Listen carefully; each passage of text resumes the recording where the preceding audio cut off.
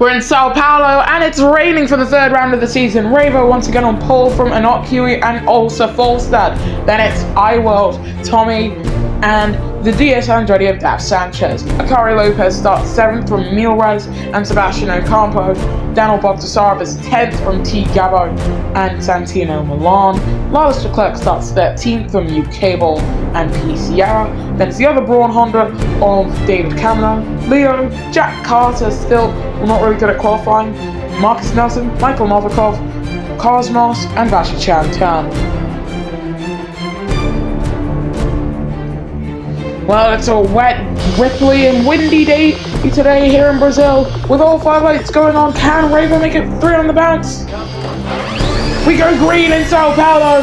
Not the best start from Inokui. Hopefully he can hold on to the inside coming through turn number 1. But also Falstad actually having a much better start than the Mahindra van. As we come through the center S's, it's Jack Carter, 5-second time penalty already. We rarely ever see retirements in this race. Inokui going alongside band for band with Ravo coming through turn number 1. Ravo has to succumb to P2 and possibly 3rd if Tommy in the other blue car, this time the next EV Neo, gets past, not quite close enough to send it around the outside, with Falstad setting one down the inside on the reigning Drivers' Champion. Also, Falstad really hounding Ravo here on this opening lap, allowing Inokui to pretty much run away with the race lead so far. Well, as much as one can run away with the race lead. Tommy's trying to send it down the inside to relegate Ravo off of the podium, and he's going to do that. So Ravo being denied of a potential 3 on the bounce in the season and a 4 on the bounce in the championship if we include last season's vanilla Prix. On to the second lap of 17 then. And Inokui is leading away from also Falstad and Tommy. 2 Hong Kong drivers and a Norwegian. As you can see, that midfield fight always so hectic, but it's always good to have fighting occurring for the lead. They are currently staying in a little bit of a single file train. The 3rd sector, right before the 3rd sector, because this is still part of the 2nd sector. Right before the 3rd sector, you see a lot of moves be set up, especially in the dry, but it is raining oh so heavily here in Brazil. And it's just a wonder how the drivers are keeping their cars on the track as Lars Leclerc drops to 14th, Sebastian Ocampo dropping to 13th, so season 14 champion in his first 3 seasons in this championship. Showed so much promise, showed a good end to the season last season, but this season doesn't look like he'll score points. Ravo trying to get himself back onto the podium. He's going to get himself on the inside and ahead of Tommy, and he's now free to try and chase after also Falstad and reclaim the race lead if he can get past Inokui. Fastest first sector going to iWorld, the man currently in 5th position, and weaving all over the back of Tommy. It's a wonder how we haven't really seen too many major collisions. The only one we've seen is with Jack Carter, but he was only penalised for it. No retirements there. Akari to P5. 5th place for the Aurelio Pinnacle team driver. You can see on the on-screen graphics, that is the combined Aurelio Pinnacle logo instead of just the Pinnacle logo that we've seen for pretty much their entire existence. Now take a look at the radar. There is a chance that the rain could be lifting. I don't think this race is going to get dry at any point as Santino Milan sets a new fastest lap of the Prix. I don't expect this race to get dry. And I don't expect also Falstad to stay in 2nd place for too long, because there's this man, I think his name is Ravo, and he's right on the back of him. He's kind of scary. He's in a blue car, and blue usually means quick. Akari going pretty quickly in the 1st sector. Same for Cosmos, the man currently in 20th position. 10 seconds covers the entire grid. That is the distance between turn 1 and the last turn. There are 22 cars inside that. Theoretically, if you're in last and you just continue to accelerate heavily and you just forgot to brake, you would get yourself up into 10th position. But of course, you do have to brake. on board with Ravo. He's really close to the back of Ulster Volstad here. Fastest lap going to the number 1 car with a 101.6. Can he get past the Norwegian? Cosmos setting a new fastest lap in 20th. But here comes Ravo, pulling to the inside to go into the turn between the lakes, the Sina de Lagos. And he's not close enough to make the send. He's 6 tenths off the back of Ulster in that McLaren. So McLaren on their return to the FEMC looking at their best. We've never seen the McLaren team do this well in this championship in quite a while.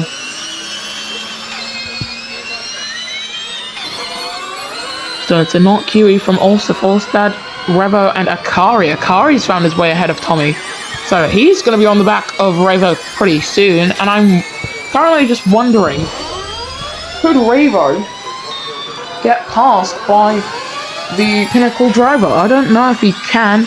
Santino Milan up into a 7th position there, as Iwell dropping down the order in that Mercedes Formula E team car. As we are now steadily approaching ever closer to halfway distance. There goes Iwell on Santino Milan. Easy move done for him. And oh, is Gabo coming at him? Gabo's coming at Iwell. Santino Milan, where's Milan gone? Novikov drops. That is his 5-second time penalty, and it looks like PCR's got a. That's Santino Milan with a front puncture. Milan's got a puncture. Santino Milan in that Nissan Nismo number 43 gets a puncture, front right gone. Oh dearie me, I really wondered why Iwold was fighting with Gabo, but now we know. It's because the Nissan man's got a puncture. That's pretty much day over unless Nissan decides to put him onto intermediates. I don't think they will. Considering the short lap time around here, there's a very good chance that if he can't get the game on soon. Oh, Inter's going on to everyone behind David Camino. Those are intermediate tyres going on to Michael Novikov's car. Inter's going on for Nelson. Inter's going on for Cosmos and Sierra. So Milan's going to be able to go on to Inter's then. Is there a chance that it dries up? We're 10 laps to the end of the race. Front wing damage as well to Santino Milan's car.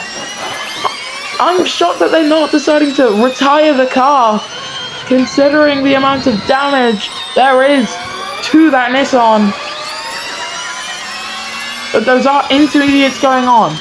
Not dries, not slick compound tyres going on to that car. As we now ride on board with the Not Curie, who we assume, yes, the entire field should be coming into the pits quite quickly.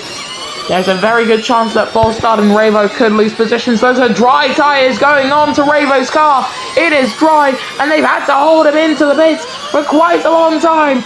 He comes out now. Who's going to be leading the C3? It's either going to be Volstad or Bob Desaro, possibly. Also, Volstad, and only his 3rd race leads the way from Akari. And who's going to be third? It's going to be Tommy. Tommy is P3, Ravo P4, so Ravo's dropped 1 position. But the former race leader in an QE has dropped from the lead to 8th position. Jack Carter has found his way up into 10th. My goodness me, also Volstad in his McLaren, 2 seconds ahead of Akari, with the World Drivers' Championship leader in Ravo currently in 4th. If he wants to win this race, he has to take 7.5 seconds out of also Volstad. That's about half a second per lap. And then you've also got to take into account that he's got to overtake 3 drivers as well. I don't think he's going to win this. Volstad with the fastest second sector of anyone. That number 4 is flying out there. This is absolute racing genius from the McLaren team, not Mercedes.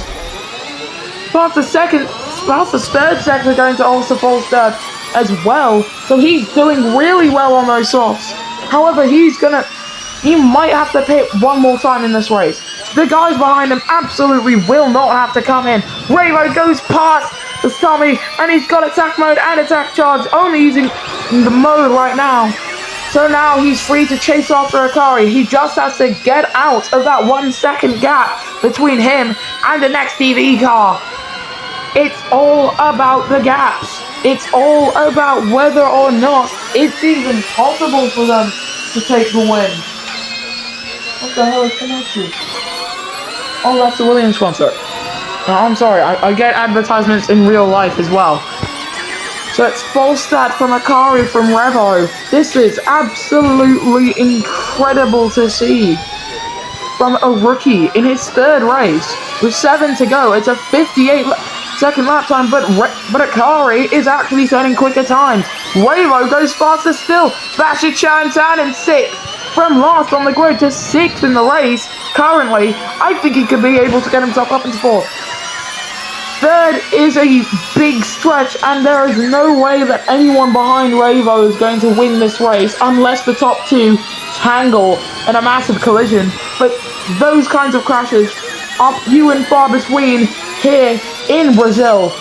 So, as we see Basher Chantan try and go around the outside of Iworld sending one down the inside of Tommy. I don't know if he's going to be able to get past any of these 3. He's trying to get past the next TV Neo car ahead of him.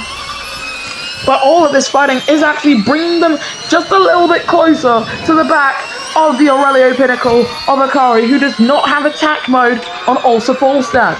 So Tommy, what's his gap? He's 9/10 away from Revo. I do believe, yes, they've both got attack mode going into the center S's with 6 to go here in Sao Paulo, Brazil. There goes Iworld down the inside up into 4th position, but Tommy will be able to get attack mode here. Iworld also with attack mode. So they've all got attack mode. Revo doesn't have it, but he's just got a pure pace advantage on these guys currently. Here comes Basher Chantan to P5 in that orange and black McLaren car. Some people all thought that his move to McLaren instead of staying at Mahindra was an inspired one. And do you want to know what? He was inspired by legends to do that. He's up to 5th with his rookie teammate leading the way and just about keeping Akari at bay. 1.1 seconds is the gap.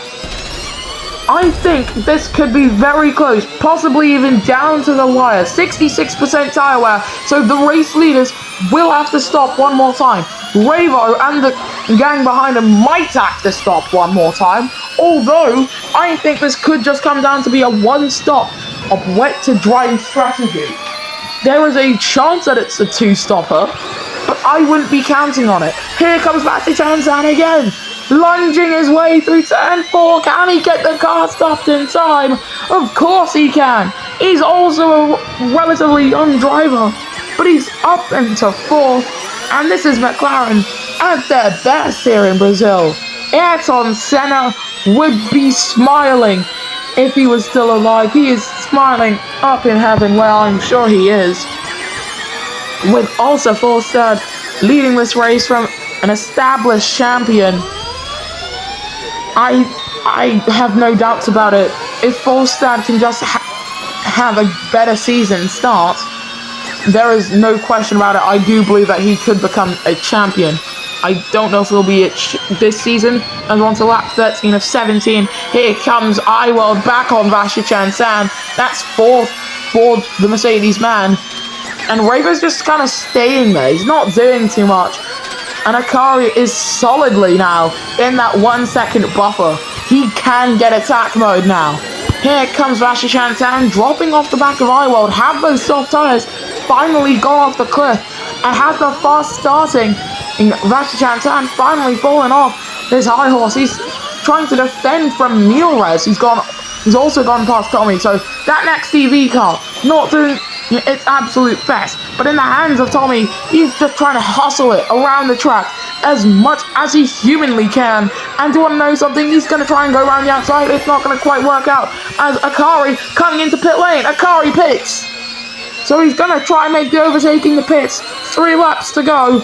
Does anyone else decide to come in? So Revo will take second. Basher Chantan also into pit lane for his second stop. This stop will see them to the end. Akari's coming out of the pits on mediums. which I'm not too sure if that will be a race-winning strategy. Same for Sebastian. A lot of drivers coming in on this lap are going on to mediums. Out of the top 4, if they were to all come into the pits at the end of this lap, well, now accounting for Milrez, Volstad and Milrez would both have to come out on mediums at the end of this lap, which would hamper their expectations coming to the end of this race. Volstad really struggling at the end. However, so there is still a very good chance that also Volstad is not done here, and he might have to make an actual pass for the lead. Milrez defending from an Huey, who's going to try and go around the outside, but not quite. So let's take a look at the front runners. Volstad is in. What about Ravo? What's he going to do? Is he going to stay out? He stays out for lap 15. Same with Iwold, Tommy, Milrez is in. Not Huey's in. Leo is in. Jack Carter is staying out. Bogdasarov stays out. Leclerc stays out. Akari has already come in. And I think Ocampo is going to come in. He does come in. So Ravo retakes the lead of the Prix of which he started on pole. But the question now is, will he finish the race? It's where he is currently. Camino comes in for his 3rd stop, and he's gone on to softs. So at this point in time, if you want to come into the pits, your team is just going to put you onto softs, it seems. But I will now within a second of Rebo, with 2 more laps to go, and no pit stops being allowed to be made after lap 16, it seems. Pit lane entry closes after that lap. Let's take a look at Iworld coming through the final turn. Do these guys come in? Ravo's diving into pits! Iworld's going to inherit the lead! Iworld leads the Brazilian E-Prix here in Sao Paulo. Tommy comes into the pits. Jack Carter up to P2, but he's having to lap Santino Milan while he's actually into the podium positions. Volstad spin. Akari is 6th. Vasichan is 7th. Ravo's going to come out in 8th. 9 seconds behind also Volstad. And there are grey clouds out there. There's still a possibility of rain. The end of this race could see a new race winner. The number 21 could win a race for the first time in his career. If iWorld wins this race, it will be an absolute moment in the pit lane of Mercedes. Inter's going on to Sebastian Ocampo's car, and it's raining. The rain is falling again. Oh my goodness me! The end of this Sao Paulo E3 is as hectic as it could ever be. iWorld staying out for the final lap of the E3, and it'll be a momentous final lap of this E3 for iWorld. Mercedes Formula E team has not won a race since season 14 with JD Venter. This man came into JD Venter's seat as a little bit of a stopgap. He couldn't do too much at the time because Mercedes was in a relative slump, but he's going to take them out of that slump. Vasichan setting a fastest first sector of anyone. But for this man, it's going to be amazing. Considering Jack Carter's time penalty, Leclerc is going to be on the podium with his teammate. And if Leclerc can get past Daniel Bogdasarov, it'll be a 1-2 for the ages. But through strategy, finesse, and pure racing brilliance, iWorld is going to come through the final 2 turns here in Brazil. Sao Paulo stands at its feet while it rains. iWorld wins the Sao Paulo E3. Jack Carter's going to come out with a P2 at the line and on track, but it will be Bogdasarov who will come home with a P2 finish. Leclerc 3rd, Volstad 4th, Akari comes home 6th on the road. My goodness me. And when you needed rain to spice up your race, well, Brazil is known for its spices. Oh, what a race. That was magnificent from iWorld. I can't believe he won that. Also, Volstad was leading for a big majority of this race, so of course props to him for holding on to the lead and defending for so long, but this was a one-stop. Ocampo, now David Camino with the fastest lap for 57.049. And this is the podium then. iWorld wins his first career victory for Mercedes from Daniil Bogdasarov and Lars Leclerc. Then it's also Falstad, Akari Lopez, Vashi Chantan, Revo and Jack Carter. And it's Milrez, Inokui, Leo, Tommy, Ukable, Daf Sanchez, T. Gabo, Michael Novikov, Sebastian Ocampo, David Camino, Marcus Nelson, Cosmos, P. Sierra, and Santino Milan. In the driver's standings, Revo leads the way from iWorld and Ukable. Then it's Lars Leclerc, Daniil Bogdasarov, Leo, T. Gabo, and Jack Carter. Then it's also Falstad, P. Sierra, Akari Lopez, Milrez, Inokui, Vashi Chantan, David Camino, Santino Milan, Cosmos, Sebastian Ocampo, and Michael Novikov, with drivers still yet to score being Daf Sanchez, Marcus Nelson, and Tommy. In the constructors' standings heading into the next round of the season, Hyperdrive Racing leads the way from Mercedes Formula E Team and Braun Honda GP. There's Virgin Renault, Aurelio Pinnacle, McLaren TGR, and Nissan Nismo. Mahindra, Abschwarzline, DS Andretti, and Next EV Nero make up the rest of the standings. We'll see you guys next time for round 4 of the FEMC.